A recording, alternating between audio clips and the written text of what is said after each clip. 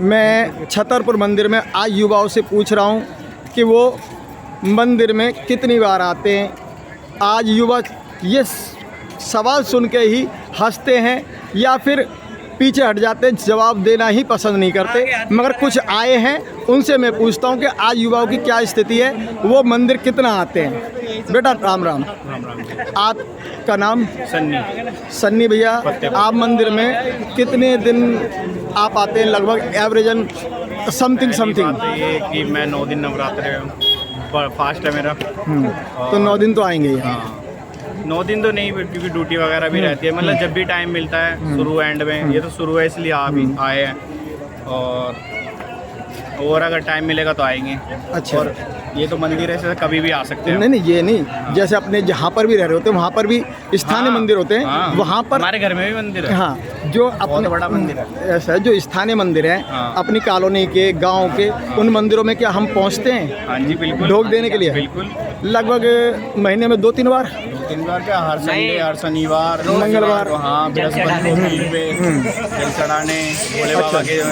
होली भी जाते, वैष्णो देवी गए थे पिछले नौरतों में तो। अच्छा जी। हाँ, क्या युवाओं में हम ये नहीं सोच सकते कि युवा मंदिर आता ही नहीं है युवा जो कि मंदिरों में आ रहा है, ढोक दे रहा है, अपने धर्म के प्रति जानने को उत्सुक है। अगर उसे धार्मिक जो मंदिरों में बैठे हुए पंडित, पुजारी या जो भी व्यवस्थापक हैं उन्हें धर्म का ज्ञान देना चाहे तो युवा इच्छुक है अपनी धार्मिक आस्थाओं को जानने के लिए। क्या ये सच है? सच है बिल्कुल। जैसे कि मैंने एक बार एक मंदिर गया और मैंने वहाँ सवाल किया कि पंडित जी मुझे भोजन मंत्र बता दीजिए। पंडित जी ने मुझे छुटते ही ये बोला कि भोजन मंत्र होता क्या है। आज हमारी मंदिरों में जो व्यवस्था संभाल रहे हैं या पूजा पाठ करा रहे हैं उन्हें आधा खुद नहीं पता कि भोजन मंत्र क्या होता है, शुद्धि मंत्र क्या होता है, किस तरह की वार्ता होती है, किस तरह से आचरण करना चाहिए, उन्हें खुद नहीं पता। तो हमारे युवाओं को क्या दिशा देंगे? ऐसे पंडे पुजारियों से मैं बचने की अपील करूंगा, मंदिरों को मुक्त कराने की बात करूंगा कि जिन्हें धर्म का ज्ञान ही नहीं है और वो धर्म के ठेकेदार बन रहे हैं, चाहे वो किसी भी समाज से हो, किसी भी जाति से हो। अगर उसे धर्म का ज्ञान है तो उन्हें मंदिरों में व्यवस्था संभालने के लिए दी जाए, उन्हें पूजा के अधिकार दिए जाए, उन्हें पुजारी बनाया जाए। ऐसी मेरी सोच है, चाहे वो किसी भी जाति से हो, किसी भी कुल से हो, मगर उन्हें कम से कम धर्म का ज्ञान हो जो बता पाए। क्या ये आप कैसा समझते हैं? सही है, आपकी बात भी ठीक है कि जो जानता ही नहीं है, बंदे को, जो बंदा जानता ही नहीं है, मान लो अब तो उस बंदे का मंदिर में रहने का कोई फायदा ही नहीं है। जो जानता ही नहीं वो हमें क्या बताएगा? बिल्कुल बताएगा नहीं। ना वो हमें हवन करना सही शुद्ध कर पाएगा, ना हमें भोजन मंत्र बता पाएगा, ना हमें जीवन का आचरण बता पाएगा, हमें किस उम्र में क्या करना चाहिए।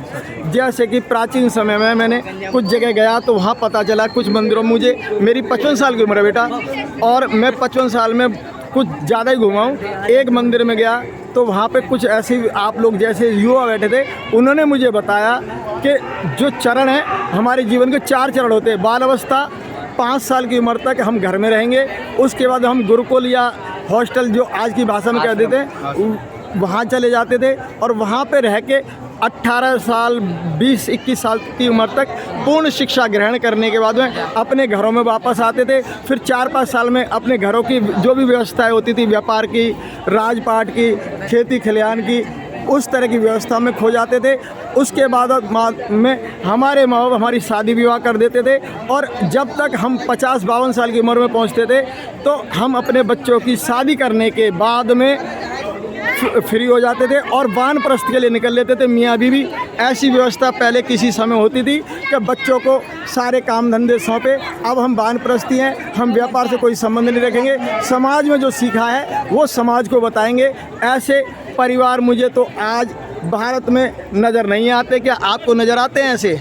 बिल्कुल है, कुछ परिवार है, वो बहुत से लोग हैं जो मानते नहीं है, पर बहुत से लोग हैं जो भी दिल से मानते हैं। क्या है? कुछ परिवार हैं, क्योंकि मेरा व्हाट्सअप है, आप खुद ही देख लीजिए। आज से कम मेरे स्टेटस 200 से 300 लगभग बंदे देखते हैं। उसमें से बंदों ने 200-250 बंदों ने तो माता का स्टेटस लगाया, तो खुद ही आपको पता चल जाएगा कि आप कितने बंदी पब्लिक मानते हैं। नहीं, जैसे कि हम परिवार की जिम्मेवारियों से मुक्त होने के बाद, अपना बेटा जवान हो गया, शादी विवाह हो गए, उसको सौंपने के बाद में हम समाज के लिए जागरूकता के लिए क्या हम निकल पाते हैं आज के माँ बाप?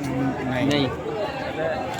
बहुत से लोग होते हैं जो अपने माँ बाप को ही नहीं मानते, बहुत से लोग होते हैं जो माँ बाप को अपनी जान से भी ज़्यादा मानते हैं। मगर माँ बाप का भी फर्ज होता है कि आप लोग उन बातों को अपने साथ में जोड़ के चलें और परिवार की जिम्मेवारियां मुक्त होने के बाद में अपने युवा होते बच्चों के हाथ में सौंपें, उन्हें भी अपने समझने का मौका दे कि व्यापार कैसे किया जाता है, सर्विस कैसे की जाती है, किस तरह से राजनीतिक पार्टियों के अंदर काम किया जाता है। इस तरह के सभी तरह के माहौल को वो समझ सके अपने आप और इस देश की व्यवस्था को संभाल सके। इसी के साथ भैया जी धन्यवाद, आपने बहुत अच्छी बातें की।